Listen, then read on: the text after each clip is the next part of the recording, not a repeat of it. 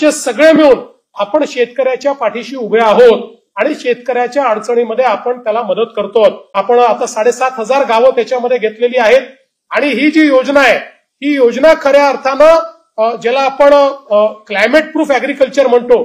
नमस्कार शेतकरी मित्रांनो, तुमच्यासाठी आताचे सर्वात मोठे आनंदाचे बातमी आलेले आहे। बघा, आज महाराष्ट्र राज्यातील 36 जिल्ह्यांपैकी 20 जिल्ह्यांमधील पात्र शेतकऱ्यांच्या खात्यामध्ये पेरणीसाठी 32,000 रुपये अनुदान विस्तार होत आहे। त्यामुळे जर तुम्ही शेतकरी बांधव असाल आणि तुम्हाला सुद्धा पेरणीसाठी अनुदान पाहिजे असेल तर तुम्ही सुद्धा या 4 पात्रतेमध्ये बसत असावेत। बघा शेतकरी बांधवांनो, आज महाराष्ट्र राज्यातील 36 जिल्ह्यांपैकी 20 जिल्ह्यांमधील पात्र शेतकऱ्यांच्या खात्यामध्ये अनुदान सुद्धा विस्तार होत आहे। तर याच्यामध्ये परभणी जिल्हा, जालना जिल्हा, अकोला जिल्हा, धाराशिव जिल्हा म्हणजे टोटल मिळून 20 जिल्ह्यांमधील पात्र शेतकऱ्यांच्या खात्यामध्ये पेरणीसाठी अनुदान सुद्धा विस्तार होत आहे। तर या ठिकाणी तुम्ही सुद्धा पाहू शकता, आज पहिली यादी सुद्धा जाहीर झालेली आहे। त्यामुळे जर तुम्ही या 20 जिल्ह्यांमधील शेतकरी बांधव असाल तर तुम्हाला राज्य सरकारकडून आणि केंद्र सरकारकडून अनुदान सुद्धा मिळणार आहे। तुम्ही सुद्धा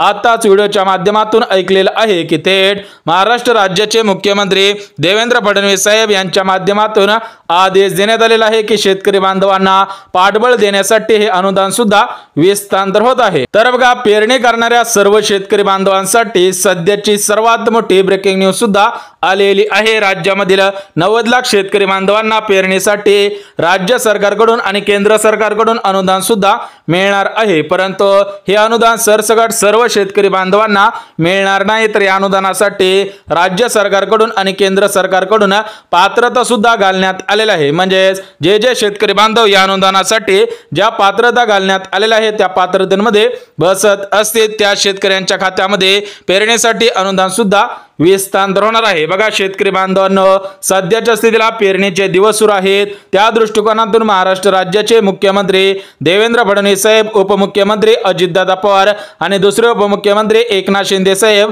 यांच्या माध्यमातून निर्णय सुद्धा घेण्यात आलेला आहे। बघा शेतकरी बांधवांनो, सध्याच्या स्थितीला पेरणीचे दिवस सुरू आहेत आणि या दिवसांमध्ये शेतकरी बांधवांना निधीची आवश्यकता सुद्धा 100% भासत असते। म्हणजे शेतकरी बांधवांना या दिवसांमध्ये पेरणी करायची असते, परंतु काही शेतकरी बांधवांकडे भांडवल असते तर काही शेतकरी बांधवांकडे भांडवल सुद्धा नसते।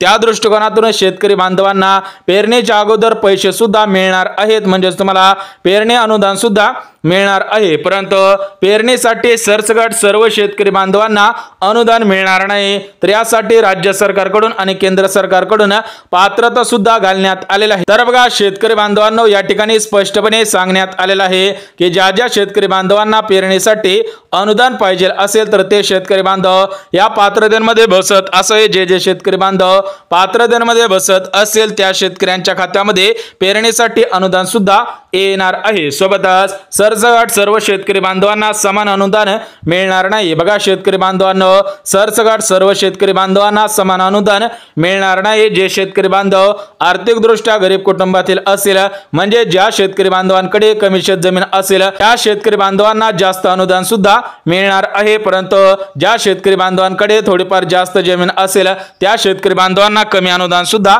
मिळणार आहे। म्हणजे एकंदरीत काही शेतकरी बांधवांना अनुदान जास्त मिळेल तर काही शेतकरी बांधवांना अनुदान सुद्धा कमी मिळणार आहे। म्हणजे या 20 जिल्ह्यांमधील पात्र शेतकऱ्यांच्या खात्यामध्ये अनुदानाचे पैसे विस्तार सुद्धा केले जाणार आहेत। परंतु हे अनुदानाचे पैसे किती रुपयाप्रमाणे शेतकऱ्यांच्या खात्यामध्ये विस्तार केले जाणार आहेत, म्हणजे हेक्टरी किती हजार रुपयाप्रमाणे विस्तार केले जाणार आहे त्याविषयी सुद्धा अपडेट आलेला आहे। तर बघा शेतकरी बांधवांनो, आज महाराष्ट्र राज्याचे मुख्यमंत्री देवेंद्र फडणवीस साहेब, उपमुख्यमंत्री अजितदादा पवार आणि दुसरे उपमुख्यमंत्री एकनाथ शिंदे साहेब यांच्यामध्ये आज मुंबई येथे मंत्रिमंडळाची बैठक सुद्धा पार पडलेली आहे। तर त्या बैठकीमध्ये आज निर्णय सुद्धा घेण्यात आलेला आहे की शेतकरी बांधवांना पेरणीसाठी अनुदान सुद्धा मिळणार आहे। तर या अनुदानासाठी आज राज्य सरकारने निधी सुद्धा उपलब्ध केलेला आहे, म्हणजे मंजूर सुद्धा करण्यात आलेला आहे। हा निधी पात्र शेतकऱ्यांच्या खात्यामध्ये विस्तार सुद्धा होणार आहे। त्यामुळे जर तुम्ही शेतकरी बांधव असाल आणि तुम्ही या 4 पात्रतेमध्ये बसत असाल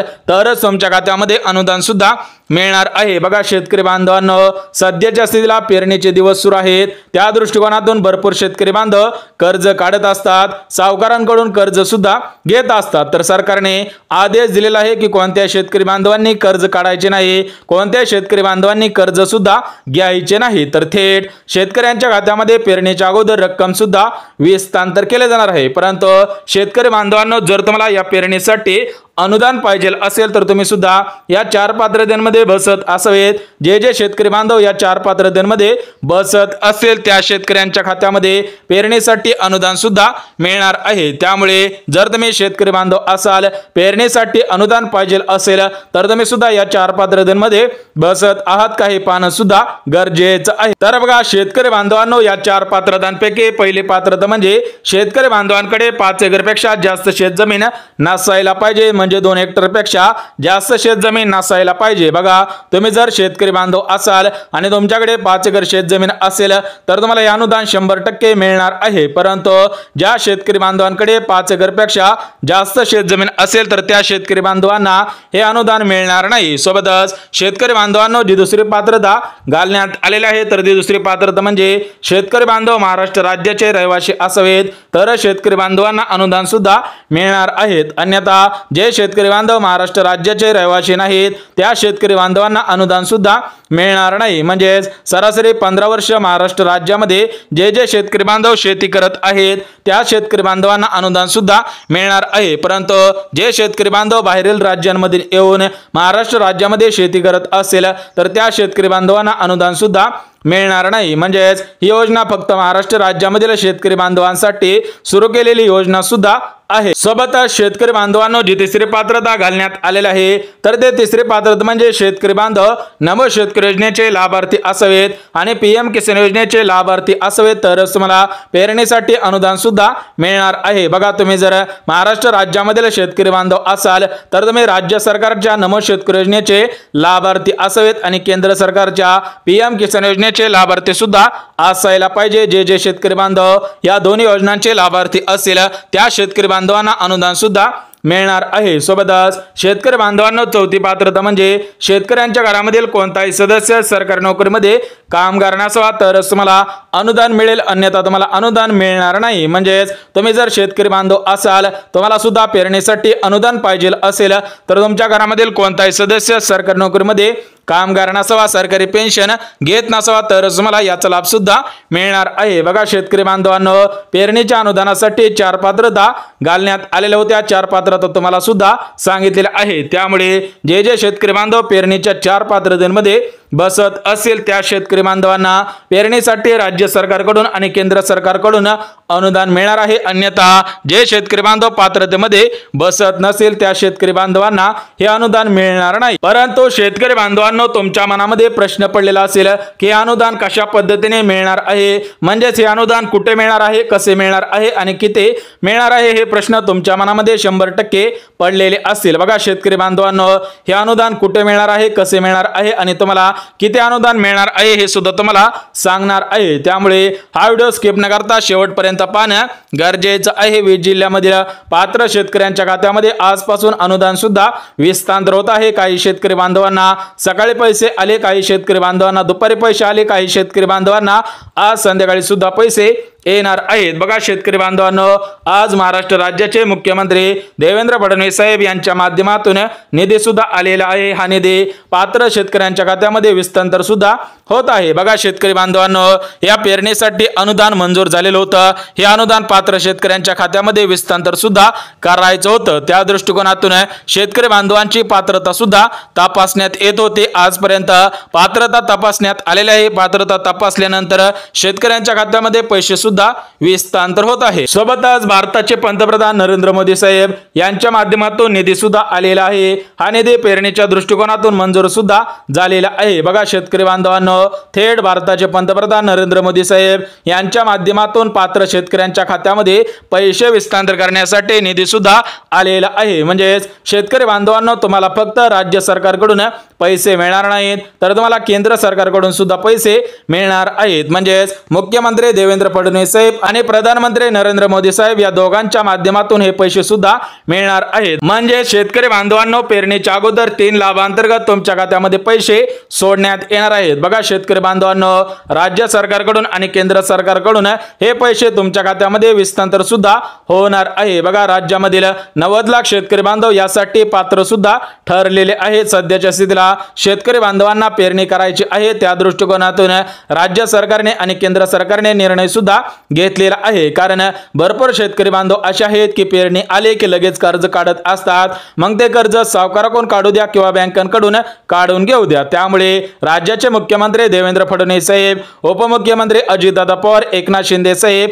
कृषी मंत्री माणिकराव कोकाटे आणि भारताचे पंतप्रधान नरेंद्र मोदी साहेब यांच्या माध्यमातून आज निर्णय सुद्धा घेण्यात आलेला आहे की शेतकरी बांधवांना 1 रुपया सुद्धा कर्ज बँकेकडून आणि सावकारांकडून घेऊन द्यायचं नाही। त्यामुळे राज्य सरकारने आणि केंद्र सरकारने पाठबळ सुद्धा दिलेलं आहे। म्हणजे शेतकरी बांधवांना तुम्हाला पेरणीच्या अगोदर 3 योजनांच्या माध्यमातून पैसे सुद्धा हस्तांतर केले जाणार आहेत। म्हणजे हे पैसे जर तुमच्या खात्यामध्ये आता आले तर तुम्हाला पेरणीला हातभार लागेल, या दृष्टिकोनातून राज्य सरकारने आणि केंद्र सरकारने निर्णय सुद्धा घेतलेला आहे। त्यामुळे पात्र शेतकऱ्यांच्या खात्यामध्ये 3 लाभांतर्गत पैसे येणार आहे। म्हणजे शेतकरी बांधवांनो, मान्सूनचा पाऊस सुरू व्हायचा आहे, त्या दृष्टिकोनातून तुम्ही मान्सूनच्या पावसा अगोदर पेरणी कराल, त्या दृष्टिकोनातून तुमच्या खात्यामध्ये निधी वितरण सुद्धा सुरुवात झालेली आहे। बघा शेतकरी बांधवांनो, या 3 लाभांपैकी पहिला लाभ म्हणजे शेतकऱ्यांच्या खात्यामध्ये पीक विमा योजनेचे पैसे हस्तांतर होत आहेत। म्हणजे ज्या शेतकरी बांधवांचे 2024 मध्ये नुकसान झालेलं असेल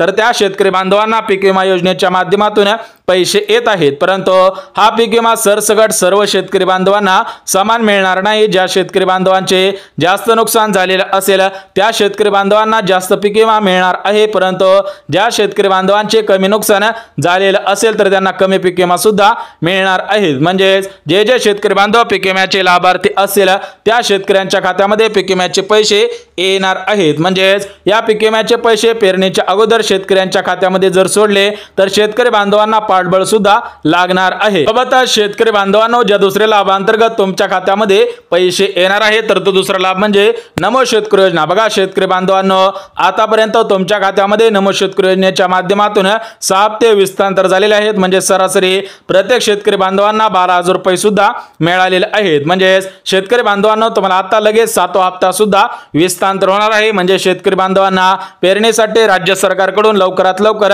अनुदान हस्तांतर करण्याचे आदेश सुद्धा देण्यात आलेले होते। त्यामुळे शेतकरी बांधवांनो, तुम्हाला पेरणीच्या उद्दिष्टाने नमो शेतकरी योजनेचा 7वा हप्ता 2,000 रुपये तुमच्या खात्यामध्ये हस्तांतर सुद्धा होणार आहे। म्हणजे पेरणीच्या अगोदर जर तुमच्या खात्यामध्ये नमो शेतकरी योजनेचा 7वा हप्ता हस्तांतर केला तर तुम्हाला पेरणीला सुद्धा हातभार लागणार आहे। म्हणजे तुम्हाला कर्ज काढण्याची गरज सुद्धा भासणार नाही, हे उद्दिष्ट ठेवून राज्य सरकारने निर्णय सुद्धा घेतलेला आहे। सोबत शेतकरी बांधवांच्या खात्यामध्ये पेरणीच्या अगोदर ज्या 3ऱ्या लाभांतर्गत पैसे येणार आहे तर तो 3रा लाभ म्हणजे शेतकरी बांधवांना प्रधानमंत्री किसान योजनेअंतर्गत 20वा हप्ता मिळणार आहे। बघा शेतकरी बांधवांनो, तुम्हाला सुद्धा केंद्र सरकारकडून म्हणजेच मोदी साहेबांकडून आतापर्यंत पीएम किसान योजनेच्या माध्यमातून 19 हप्ते आलेले आहेत। म्हणजे सरासरी सर्व शेतकऱ्यांच्या खात्यामध्ये 38,000 रुपये हस्तांतर झालेले आहेत। म्हणजे टोटल मिळून सांगायचं झालं तर नमो शेतकरी योजना आणि पीएम किसान योजना या दोन्ही योजनांच्या माध्यमातून पात्र शेतकऱ्यांच्या खात्यामध्ये आतापर्यंत 50,000 रुपये जमा झालेले आहेत। म्हणजेच अर्धा लाख रुपये तुमच्या खात्यामध्ये आलेले आहेत। तर तुम्हाला पेरणीच्या उद्दिष्टाने 20वा हप्ता सुद्धा मिळणार आहे। म्हणजे शेतकरी बांधवांनो, तुम्हाला पेरणीच्या अगोदर नमो शेतकरी योजनेचा 7वा हप्ता 2,000 रुपये, पीएम किसान योजनेचा 20वा हप्ता 2,000 रुपये, म्हणजे हे टोटल मिळून 4,000 रुपये झाले। आणि जो 3रा लाभ आहे तर तो 3रा लाभ म्हणजे पीक विमा। बघा तुमचे जास्त नुकसान झालेलं असेल तर तुम्हाला 4,000 रुपयांच्या पुढे पीक विमा सुद्धा मिळणार आहे। ज्यांचे कमी नुकसान झालेले असेल तर त्यांना 2,000 रुपये ते 1,500 रुपयापर्यंत पीक विमा वाटप करण्याचा निर्णय घेण्यात आलेला आहे। म्हणजे सरासरी प्रत्येक शेतकरी बांधवांना पेरणीच्या अगोदर 10,000 रुपयापर्यंत आर्थिक मदत सुद्धा केले जाणार आहे। म्हणजे हे शेतकरी बांधवांच्या हक्काचे पैसे आहेत, तर हक्काचे पैसे शेतकरी बांधवांना पुढच्या महिन्यामध्ये हस्तांतर होणार होते, परंतु पेरणीच्या उद्दिष्टाने सरकारने निर्णय सुद्धा घेतलेला आहे। त्यामुळे जे शेतकरी बांधव नमो शेतकरी योजनेचे लाभार्थी असतील, पीएम किसान योजनेचे लाभार्थी असतील, पीक विम्याचे लाभार्थी असतील तर त्या शेतकरी बांधवांची प्रतीक्षा संपलेली आहे। त्यांच्या खात्यामध्ये पैसे येणार आहेत। परंतु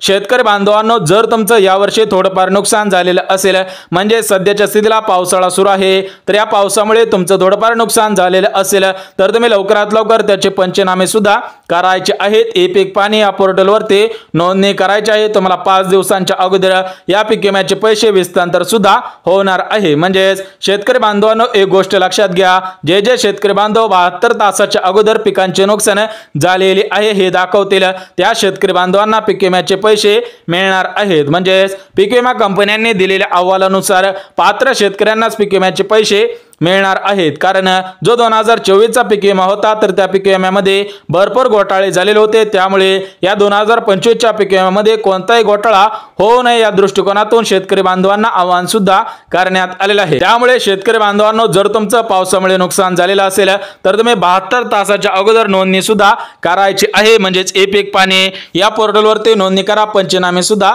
करायचे आहेत। बघा शेतकरी बांधवांनो, शेती संबंधित महत्त्वपूर्ण अपडेट आलेली होती।